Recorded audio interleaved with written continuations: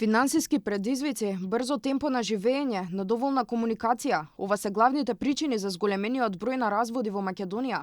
Само лани имало 2185 разводи, што е за 8% повеќе од 2024 година. Не се чувствувам сакано е една од главните реченици кои ги слушаат брачните советници. Партнерите најчесто немаат емоционална блискост, комуникација и разбирање, но сепак стручните лица велат дека најважно е и двајцата да вложат напори за да се сочува еден брак. Препорачуваат да комуницираат секојдневно и доколку има потреба да побараат стручна помош. Би им препорачала прво да се слушаат, да комуницираат секојдневно, да се вратат на она комуникација за денот. На младите препорачувам да не избрзуваат со одлуките. И социјалните мрежи влијаат на сето ова, влијаат затоа што носат некои стандарди и некои нереални партнерски очекувања. Браковите не се распаѓаат преку ноќ. Разводот не е резултат на еден инцидент.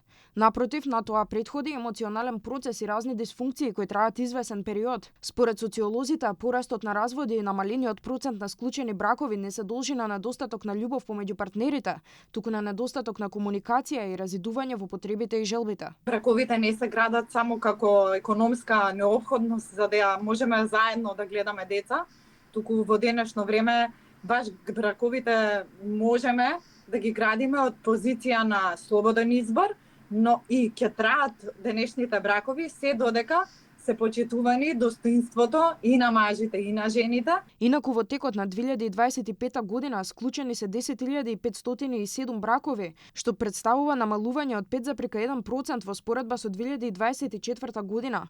Според податоците на Државниот завод за статистика, најчесто жените го склучуваат првиот брак на околу 27 години, а мажите на 30 годишна возраст. Бројките покажуваат дека во истиот период лани имало 2185 разводи или 8% повеќе од 2024.